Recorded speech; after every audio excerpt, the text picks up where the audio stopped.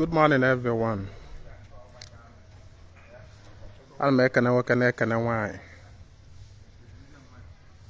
No start abo ahịa afọ.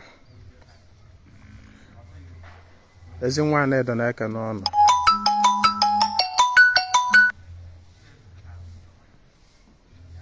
Ezinwa Anaedo bụ chi nọ nso ezi mmụọ. O nwere ozi nju abịa tata. Emma, most times ọtụtụ ndị na panic. Onye ọ nọ n'ihe mgbagwoju anya ọ na-agbakwu dibịa.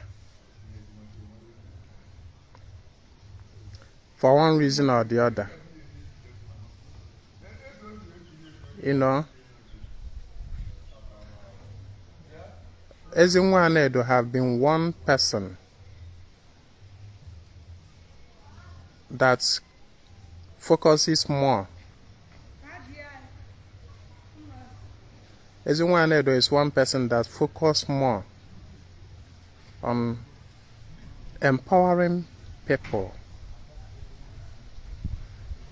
making people to tap the powers of their subconscious mind, the powers they have within themselves. I have been that one person that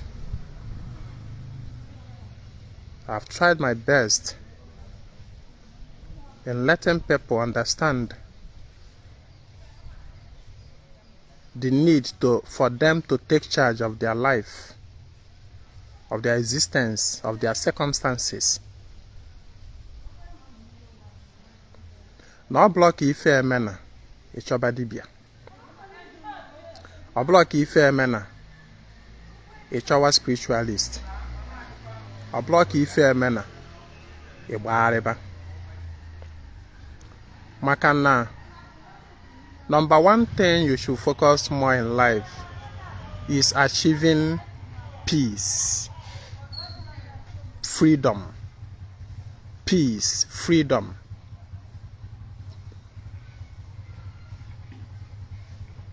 You can never be completely peaceful and free if you keep depending on another man 100%.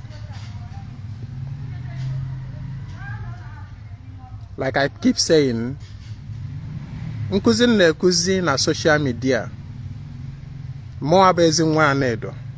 Nkuzi na-ekuzi abụlọtụ. Ọ bụrụ na m na-achọ customers, ọ bụrụ na m na-achọ ndị mma alụlụ ọrụ, ọ bụrụ na m na-achọ ndị mma agbala afa, ọ bụrụ na m na-achọ ndị ga na-abịa na be m, ọ bụrụ na m na-achọ this or that. Ezinwa abụkwala mmadụ na-enwe ohere self for himself.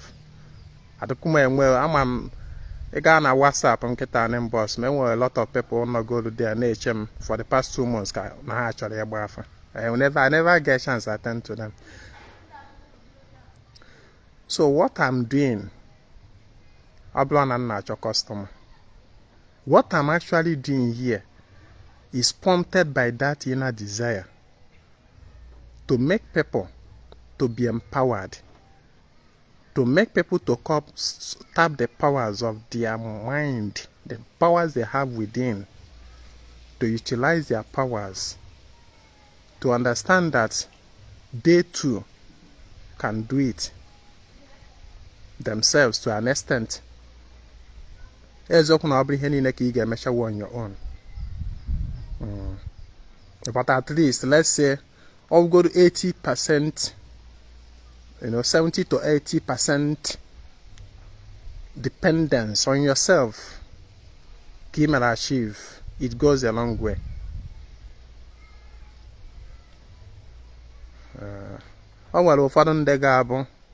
Once they see me on social media, on Facebook, like once they see my video like this or they see my article, they'll not bother to go through the teaching. The next thing I will share an inbox.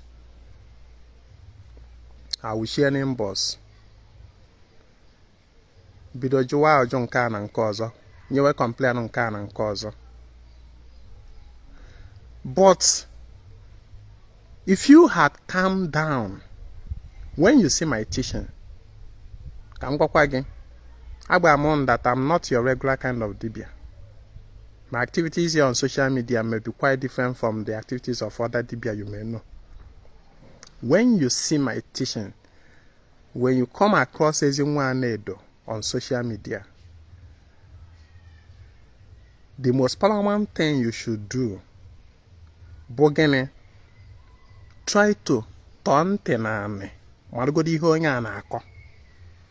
Don't be in a haste to come in, boss. Don't be in a haste to rush in, boss. Togodun tenana. Try to follow this guy's teaching. Malagodi hona yourself. Malagodu, that particular teaching or article or video of his that you came across that capture your attention. Come, go down. Come, go down. Go through it. You got that? All no video. Try to watch and listen to the video from beginning to end. Malagodi hona ako. All no article ya ke across my article. Just calm down, read it through. Understand the message when you try go dey pass. Upon you go see that one, or be watch that particular video. Click on that link, Ezinwa Anaedo, and then go to my page. Okay, link direct to my page. Go to that my page. Try to view a couple of other videos too. Just try to do this yourself. Go there on your own. Try to get 1 or 2 info about this person. Don't be in a haste to rush inbox. When you are in such a haste to come inbox, you miss the numerous knowledge that are there for you to gain. And unfortunately, most of you, once you be an inbox, the first thing they demand they bring Ezinwa in Abafa, Ezinwa Balamafa. You see, if you do not train yourself, to be spiritually self-dependent, you will continue to be enslaved and restless. You will continually be enslaved and restless. Among peace. Among peace. Among ezumike. Always tell yourself that, let me try do it myself. So, like I was saying, people rush off to DBS for many reasons. Like one guy shouted him early this morning. He was giving me complaint that that he's encountering oppressions from some persons in the office. And so he was insistent on me telling him what to do. And I asked him, what will I do? According to him, he is much qualified for the job and he is the best among his peers, his equal. But then, someone in the office is not so comfortable with him being there. And as a result of that, there have been inner battles.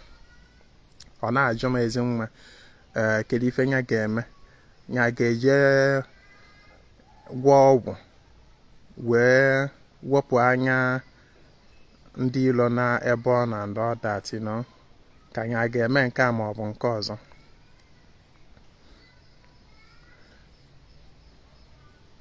Most times, the reason you run helter-skelter about certain things of life is because you neglect the powers within you.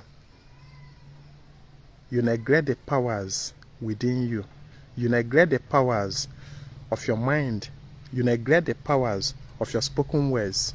You neglect the powers of your intent, the powers of your will. You neglect them. And onwere ihe na-eme mmadụ to be so powerless than not being aware of the powers you have. You see, ọbụla na ibu egbe bụ isi. Mana ka ibu dị egbe mana ị maghị ebe a akpa aka egbe kwuo. Ị maghị ebe a akpa aka egbe alụ ọlụ kwesịrị ịlụ. Mana ị just ihe ma na ibu egbe. Mark nwa Nsụka biko ewekwa n'iwe. Nyawe egbe ibu can never be of any value to you because you don't know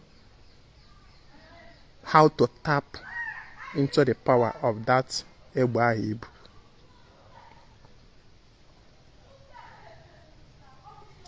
So now the guy was asking me all these questions.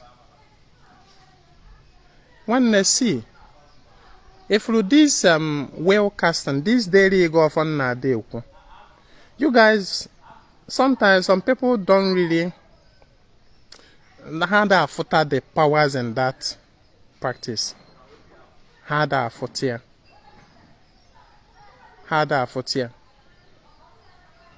Probably because it takes time. Sometimes it takes time, patience, and all that. Some people are there. You know, when Ezinwa is teaching you about something and is persistent, I don't know whether he not there. I don't teach things that I have not practicalized, tested, and trusted myself.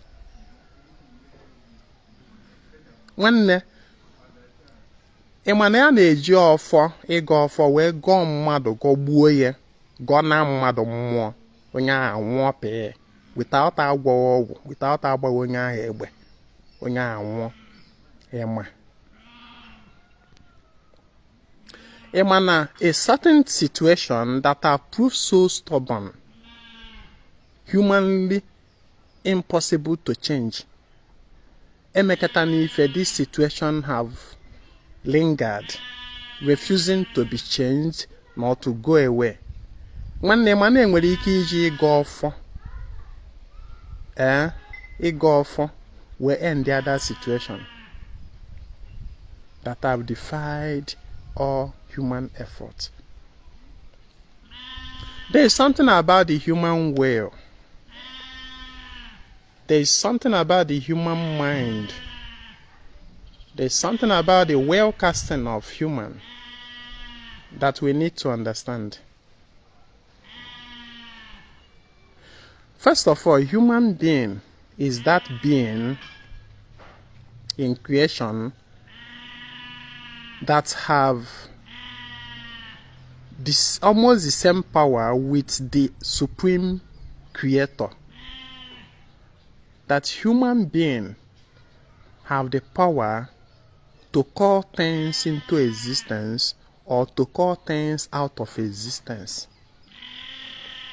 Human beings have such power. Human beings and the Chukwu Okike n'onwe ya bụ ihe nwere that such power in existence. And that power in man is that free will. Ana m agwa ọnụ na that free will bụ ọfọ mmadụ bụ wee si na mmụọ wee pụta na mmadụ. There's something about this free will, casting of will. It have the power to change circumstances, to change situations.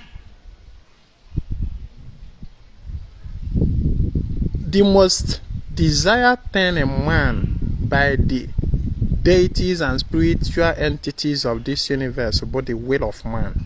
That is what they desire most in us. Because they don't have it. Only man has it. Out of all the more again I am at this universe. Name them. Is it Ogugu? Is it Udo? Is it Ndemmiri? Is it Eulasi? Is it Ngana? Is it Anyanwụ? Is it whatever? One thing that they lack which man has but free will. They don't have it. Don't want to lose him or more. None of what. Made free will. Only man. And that is why what they desire most from us is the offering of that free will to them. It is not just about the orgy, the inzu, or whatever you go to them with, but by those materials, you transmit that your will, your intent, that your free will to them. It fuels their energy. It fuels their energy. Onya melu mbiafu nde na-asị n'ọwa alụsị ịlọrọ ụwa maọbụ n'ọbụ one date or the other lọrọ ụwa as a mmadụ. And then with that kind of mentality, such a person na-afụta onwe ya as na-alụsị ịlọrọ ya ụwa, ọ na-afụta onwe ya as a demigod, as a powerful person. Shoulder ya hụ na odewe shoulder na I'll say, as powerful as I am. One day, if I thought it is possible, now I'll say a lot of go. Do you know your grade in the existence? I'll say go. Do you know what it means? Now I'll say a lot of go. Meaning that you are not human. You are not even up to the level of human.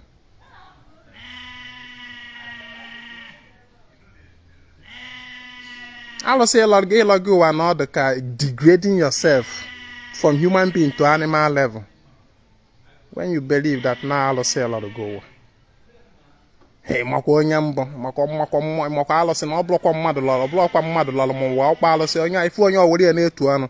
Now I will say a lot your I will say that doesn't have free will. Lolo go we na angale. Ijide na etu anu. Anyway, that is not my teaching for today. But what I'm trying to tell you is that there is power in your will. Whatever be the situation that you are passing through, always make pronouncement about that situation in your life. You will see things changing. That is giving your will, casting your will. That is exercising that power in Melo as human being, as human person. As human person, exercising that power and authority in Melo. Agba mono na mmadu nwere ike iji Ịgọ Ọfọ wee gọgbuo mmadụ ibe ya na mmụọ without nyanwa agwa ụlọ onye ahụ ọgwụ ma ọ bụ ịgba ya egbe. Just Ịgọ Ọfọ. You guys don't understand the powers you have within you.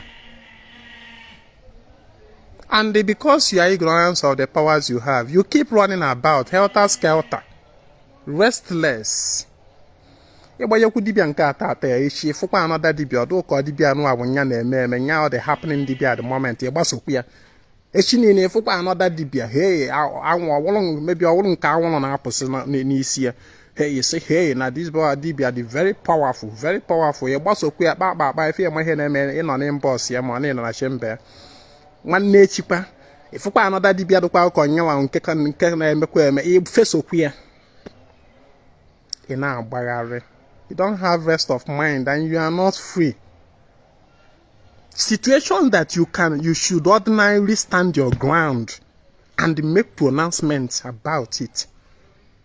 And you see things changing. You not do it in an hour. When they calm down, calm down so that you'll be able to tap into the power of your consciousness. Calm down. Body debe. Afa he chokadibia obalo go obu no ogbahoro gata tata afa manwukwa o I ga anokwa o. Learn to tap into your consciousness, the powers within you. Relax.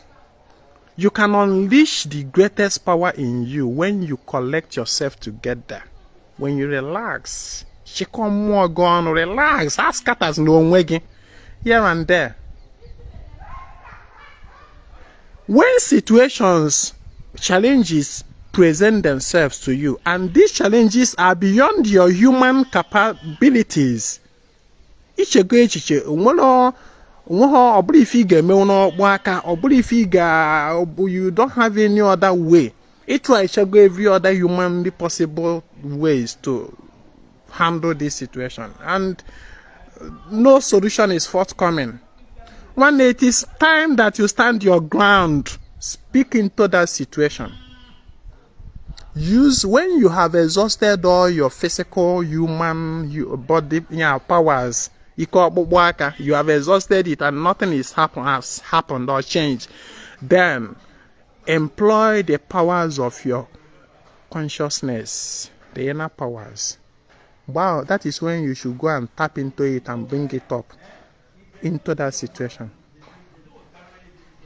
I can't imagine somebody being afraid of certain things.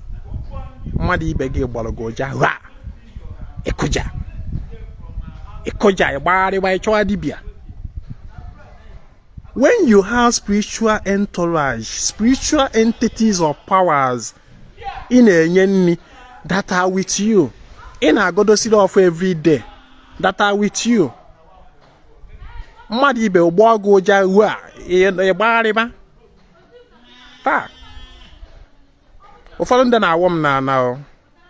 some of my followers now because being my follower of Ezinwa Anaedo, you know what I'm this my social media, this my Facebook. One you build you got a going strong base. You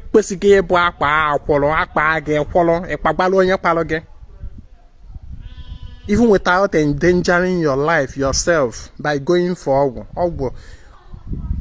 Level get on spirituality. Man would be very, very far lower than you.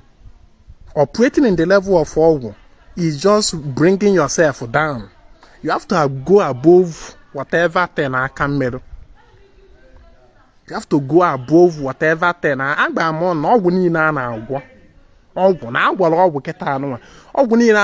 cannot exceed if I cannot exceed it. No, if all these things not an environment.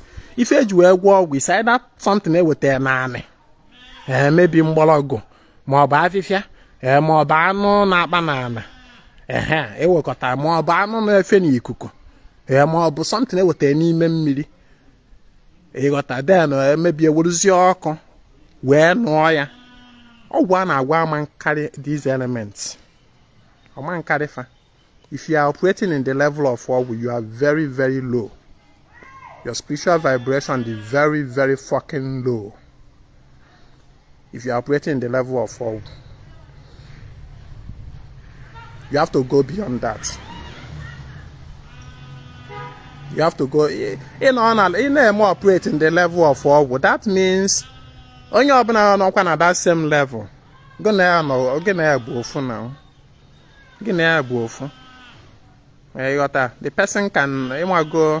person can easily do you anything because the person might go that your power is just still within the environment in your more operate.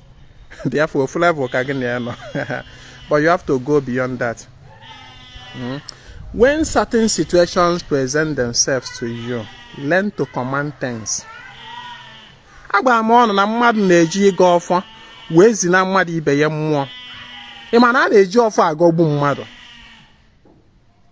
Especially when the person na-agọ ya n'ọfọ na aka ya adịrọ ọcha na ogu gị tigburu nke ya maka na Igbo sị na ọ bụ ife ogu tigburu ka ọfọ na-eri. Ife ogu tigburu ka ọfọ na-eri.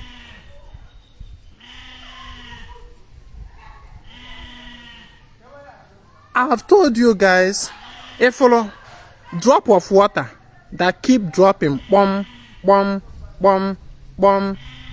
at a particular spot, you will quality neglect what is all just a drop of water. Just a drop of water. You may neglect it, but when that drop of water becomes a constant something, bum, bum, bum, bum, bum, bum, every now and then, on a bum, bum, bum, bum, before you marry that drop of water may take part to building. That drop of water may take part to building. Money in a negative, I see a drop of water. Learn to tap the powers within you, please. You have to grow. You have to grow spiritually. You have to grow. Stand your ground. Onwe ki ife suwe do to take the matter to your ezumezu. To your ezumezu. Gbanwe about it. If you do your daily Ịgọ Ọfọ na de ekube, maybe, for example, I wish na that guy shot him name boss no for this video. Maybe in a role or in any sphere of life that somebody there is threatening you, your peace. Name on them we mo. Imakon wele ofa na akpo ofo emelum gene. O wele ofa na akpo ofo emelum gene. Ime ho ya nta, ime lo yimo ogene ka mmeru. Man no de ka mmadu ahu gogbu e na ofo ọ ga-anwụ. Kwọgbu e na ofo ọ ga-anwụ. Ịghọta ihe na agba gị. In those your daily Ịgọ Ọfọ, take that matter to your ezumezu. With those your whatever iji agba mmụọ okwu, in that your communion table. Let me tell you, your communion table, your daily communion table, bon, a decision-making platform. Decision-making platform. That table, that Ịgọ Ọfọ guy na-eme whereby iji ma ọ bụ anything na ka iwe na-akpọkusi mmụọ na-akpọkusi ịkpọ mmụọ oku ịnwekọ ife ọ bụ na mụ ji ọjị a n'aka kịta wee na-akpọku o chimu bịa tala ọjị anyanwụ na eze enu bịa tala ọjị aja na bịa tala ọjị ndị ichie bịa nụtala ọjị ndị mmiri bịa tala ọjị agwụ bịa tala ọjị ikenga bịa ịmọkwọ the height of the forces you are invoking. Komaka ni iji ọnụ nkịtị ekwuye uche gị bụrụ na ife ị na-eme, you know, ihe na-eme ndị mmadụ bụ we do things and then we don't actually believe in what we are doing. Anya na-ebute all this rubbish. Iwe na-akpọku mmụọ kwulu mmụọ. Ka ha na-agada ka high tension na-ebuild. High tension na-ebuild. High tension ị nwere ike iji wee dọgbuo onye ọbụla bụ a fucking human being na-anọchiri gị ụzọ. Ka ị na-akpọku ha na-agada, you are building tension, you are building high tension, you are building ka ihe a o nwere this wire ka wire electricity anụ agala across the country. Na-ada ebu ibu na-aga high well, you know. Enwe ihe high tension. Current na pass through that thing ọ da abụọ obere. Ọ da abụọ ọ na ya amụ ihe na-ekwu that's big. Mgbe ụfọdụ ị na-eme travel you'll be seeing them. All those high tension descent. The energy na pass through those wires here na afọ ọ da abụọ obere ife.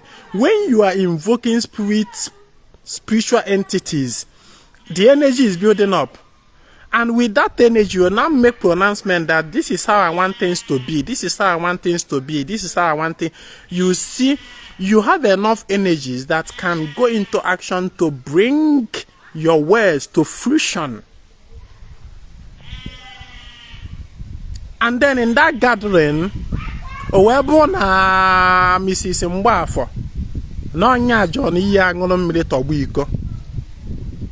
N'ebe na-alụ ọrụ n'ime ho ya ntị ime ho ya imo iwe gonye na ọfọdụ nwanne you are ị na-agba onye ahụ akwụkwọ na high tension and high tension ga-adọgbu ya as far as ọ na-aka gị dị ọcha. These are powers within you that you should tap into without running helter skelter na-achọ dibia ya agbaje na bia. Learn to make use of the powers you have within you. Situations that have defied all effort, all physical effort. Every fight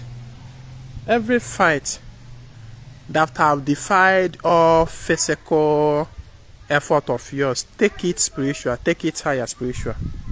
Take it to the realms. If for that person name on a war, that person name no go jeje ime okubu genansi. Shaitan at the person is operating in the level of the environment. On a more operate in the environment in the lower level. Okana na level mbologo. Ba afifia mbano. Kelafia we hoza na etie na ogwu na abulo afifia mbologo. Anoman. Maybe a walk where we hozo we see within the then we kwukwasa yoku. The person can more operate in that level, lower level. One take the person higher. Na level take the person to the realm all the whole familiar with. You know le ba titoria. No dia megani titoria because if you keep fighting the person in that level, in that environment level, that ground level, boy man master. Ebe man na mbolog na ba ifia na ejeri yozi ogwu na anu onia. If you keep fighting the person in that level, otitoria again. Man, o deka mmada anu choka. Icho imesi ike wolie nya igari ya otu anu kalafe ugosi ade eme ego. Ego choye losa pray ya alulu ana nya anu ma. Bon nya the pray we na me anu ihe o choro yiri. Ima na feed carry na life animal. Onwe ike otu anu oburu ofu anu na ana. Anu a na-eme na kanha mo na ada atante ya ata. Ugo a we nwe ike gadata wuo ya aka we buri efeni enu. Ugo a obula na efenu and oburi o ga na into the sky. Ebo mana anu a orula na di oruzo balance.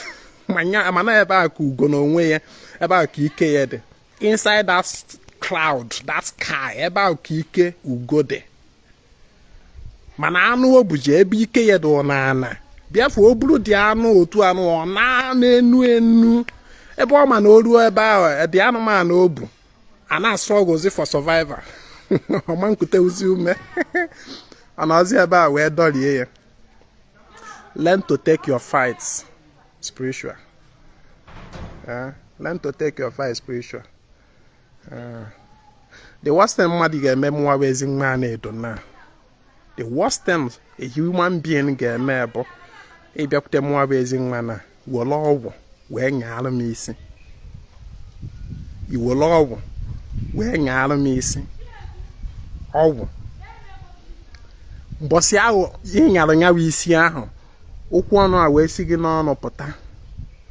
That day ka m meji ọfọ gọgbuo gị na mmụọ. Ma agwa mmemme anything mana m meji ọfọ gọgbu gị na enwụọ pee. I dey tell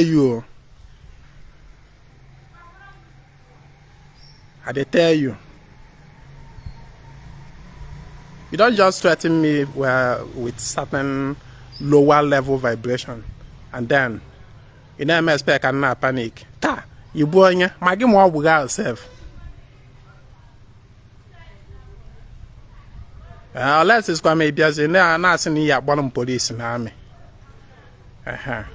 Of which you're doing at that level. I join Abujan. I join Cotton. It's no item now.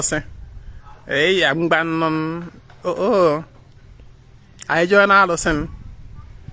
Man, it's no Meggy for now. I'm my job where emergency where my go on man see how more will go.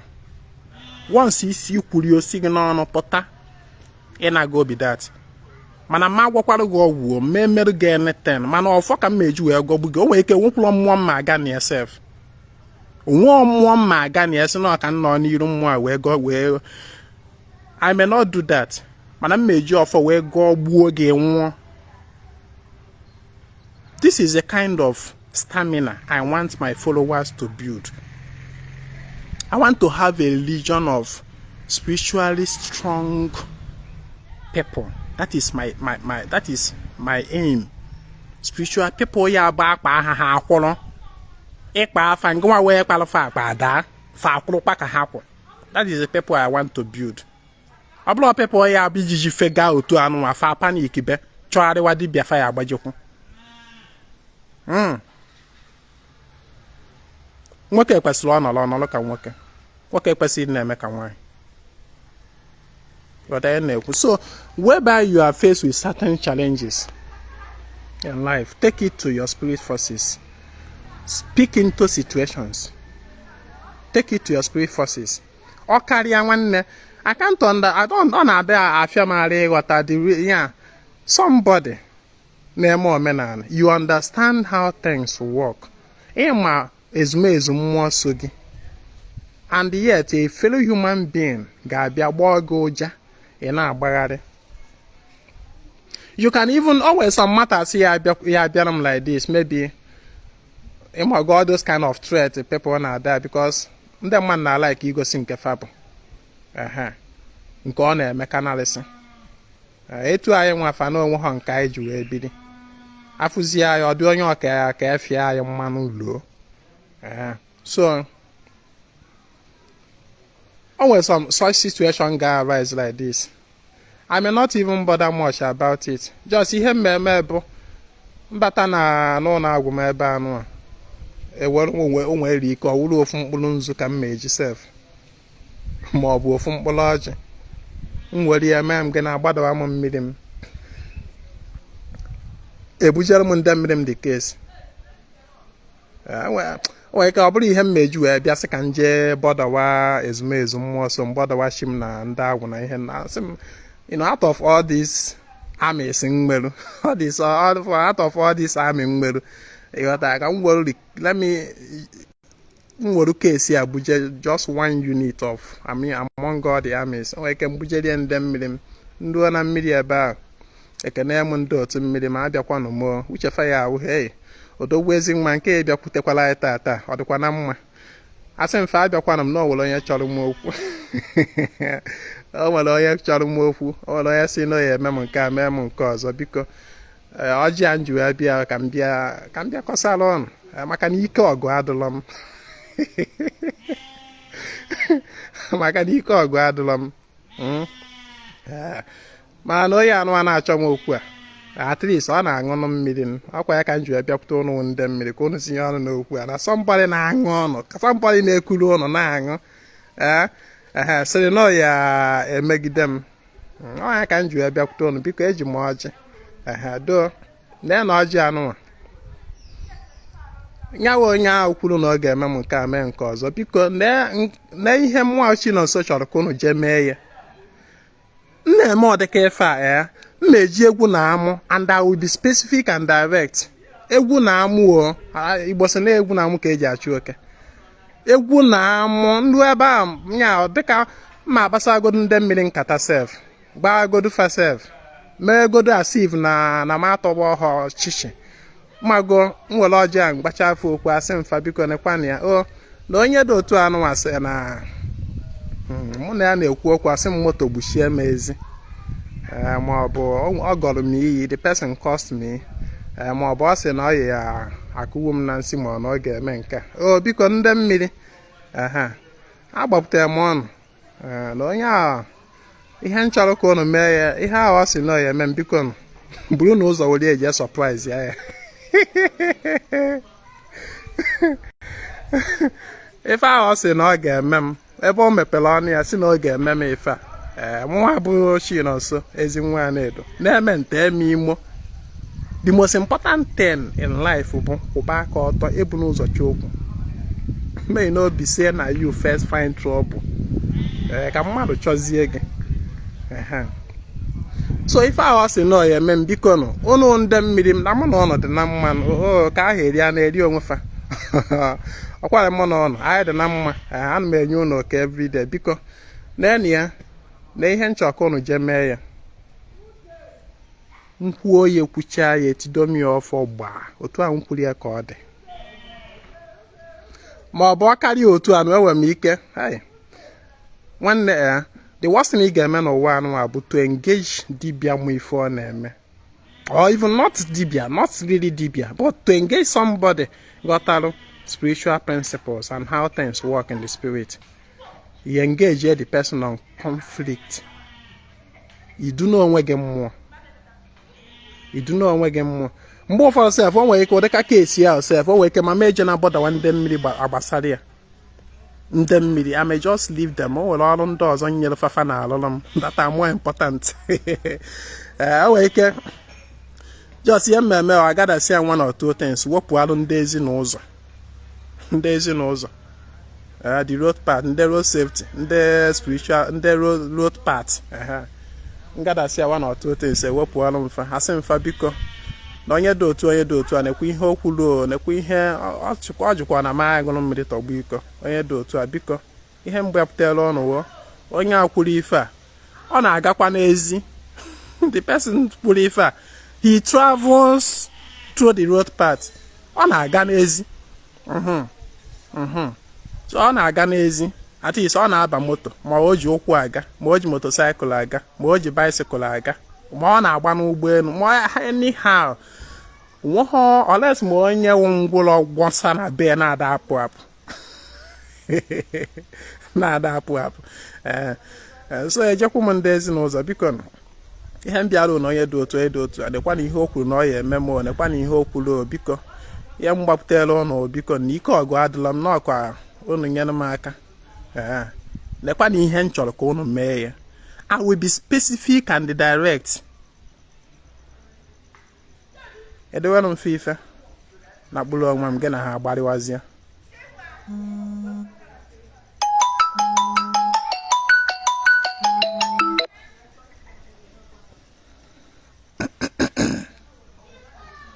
Just in yellow na FIFA fanelli. I am as again have body was here. I'll be the last person my fellow human being ga boja na makoja ma ochowa dibia mma agbajekwu ka ogbalo mafa ta I know I disturb myself for certain things so I know they disturb myself for the self o nke I ga eme o nke onye o nke we some case ga bi otu a ifula anyanwu anọ m n'iru anyanwu keta ona afula anyanwu ka o si awakesi or sometimes ya do to a just so from logic and me will look at up at any anyan. A chemian iru anyan who be open is on your anamo. Bello someone no yon. Anohono wanya, Nanya one a hatcher. I'll go Nanya one that chair, he tianyan real born. When they learn to commune interact with the environment, one way on here is for us to conquer, is for us to command, is for us to order things the way they should be. Ma ụmụalụkwa na ihe ọbụla ị na-agba mmụọ nya mee jide ogu n'ọfọ. If not, mmụọ ahụ lụchakwa data ọlụ ahụ emecha ome gịnị ọ bounce back to you. Because the repercussion of all more is for you, not on the more. Do you understand? Na more that is why jidogu jidofu ni ho ni na-eme ebunu ụzọ chokwu. Ebunu ụzọ chokwu. And the worst, the highest way, the highest way of handling certain things. It's not really about a gakudu a specific alose. Let me tell you something. Some people are there no ya men kedo to a men kedo to actually me to an alose. Alose specific alose. More specific deity, more like more obodongwe or something. You like me here no as an age ni ru more neje ni rudo more neje do na. Sometimes Ezinwa Anaedo the car. In we hear men amada the car sometimes so not all time. Mbo fodo o nwere ike that deity nwere ike onwe code of instruction ndị obodo nwe ji were hibie. O nwere ike onwe limit and bounds. Ọlụ ọ na-alụ na ọlụ ọ da alụ. maka na ọ deity ọ mmụọ ọ specific mmụọ akwadoro in a way. You understand? O nwere ike nwejeri that task to perform manya bụ na nke ọ na-alụ na mmadụ chọrọ m okwu kịta ma na mmadụ threaten mmụọ ma ọ bụ na certain time merụ njekwu dị mmụọ. O nwere ike mgbacha ihe ọ ga-eme adịghị na manya emene ya anọ ma asị gị na arụsị ada alụ ọrụ ma na arụsị adụ ọkwapa nọ na ogwu na ihe mmụọ ndị ọzọ adụrọ kama na ịfụrụ any deity ọbụla na-alụ ọrụ based on the code of instruction ndị ichie ndị bụ ụzọ welu gonya bụ mmụọ gboo instruction enyere ya ọrụ ọ ga na-alụ. The mmụọ will be operating within that scope. Mana ịfụrụ anyanwụ anụ n'elu ịfụrụ this onweghọ deity onweghọ mmụọ karịrị anyanwụ ma ọ bụ karịrị ana anyị zodoro ụkwụ. All this come ma ọ bụ ọnwa akwụkwọ another universal feminine deity just like anyanwụ is a universal masculine deity ma ọ bụ mmiri. All these spirit portals they are universal general. So what I do is that I take your matter direct to them so that they will disseminate it faster to the whole universe. I don't know if you understand. That is the principle I use. Ezinwa Anaedo use. Worry your case now, but I need one Besia. It disseminates throughout the whole universe. Maka na anyanwụ anụ na-erutu nsọtụ ụwa niile onweghị mmụọ ọbụla any deity ọ na ehibere n'ụwa anyanwụ anụ na-ada eru na ya. Ngụọ na onwe gị bụ onye ọwụkwụ mụ na ya nọ ngụ osi na ma ya ṅụ mmiri tọgbọ iko ebe ahụ ị nọ anyanwụ na-eru di ya. Ịghọta ihe m na-ekwu? So normally ana m like take such case to ebe onye a ebe ọma nwe any restriction at all. Said na nwejere n'anyanwụ ma na nwejere n'ezinụzọ because ezinụzọ connect kwara ụwa niile spiritually and physically. O nwere ebe ihe ejewe n'ụwa aghara ezinụzọ onwelu ma ọ bụ nweje na mmiri gba m mmadụ nọ n'ụwa na-ada aṅụ mmiri. So I like ma ọ bụ aja anị anụ aja anị gba m mmadụ nọ n'ụwa na-ada azụ ụkwụ na anị. Ogo nne na-eyi akpụkpọ ogo ọbụla mana agbụkwụ ahụ na ana ka ị na-azọkwa ya anawu ihe bụ onye ọbụla even ọ nọ ebe ị na-alala ụla ọwa ana bụ ya. Ogo na mmadụ na-asị he na m achọghọzi mmetụta wita ana nọ ka ị na-alalụ n'elu ukwu isi ahụ kwa na ana ka ọkwụ. So it's either na mụ use la ana ma na mụ use la ezinụzọ ma na mụ use mmiri ma na mụ use la anyanwụ ma na mụ use ọnwa ma ọ use ọkpakpando. I have a lot of armies, a lot of arsenals, a lot of armories that I can unleash.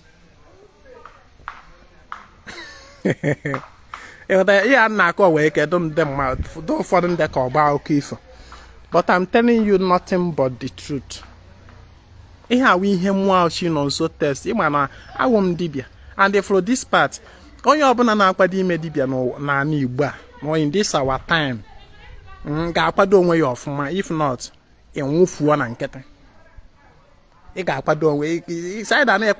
by way of war. That is why this dibia a lot of persons advise me nwoke you need kwali igbuju if not ndị mmadụ afia gị ka mmanụ logi nsifa o igbuju a na-akọwa abụọ ọgwụ na ije gwọ ọgwụ ka nye na alụ mee nke a mee nke ọzọ you need kwali igbuju onye o nwere onye nke kpọrọ one day no man an elderly man no man when I go see the different levels of work just for myself or for protection and all that and see farmer if I go home protection carry protection. I can't be operating in such lower energies and then be protect. I'm not protected. We cannot protect. We cannot give me that level of protection because all will be lower energy. It lack both the capacity and the capability to offer me the protection that I need. I need something more than all for protection. So I have to stop here. I have to stop here. Please, able my follower. Hi, I wish none got food to open the Bola kwụsị ike ebe nọ. Kwụsie ike ekpezina. Ibulu follow Ezinwa Anaedo. Ibulu somebody awa mmadụ ibe ụgbọ agha jai kujaba panic be. I beg. I have to stop here, please. My name is Ezinwa Anaedo. I come for a total restoration of ordinary omenala Igbo. Ka emesịa.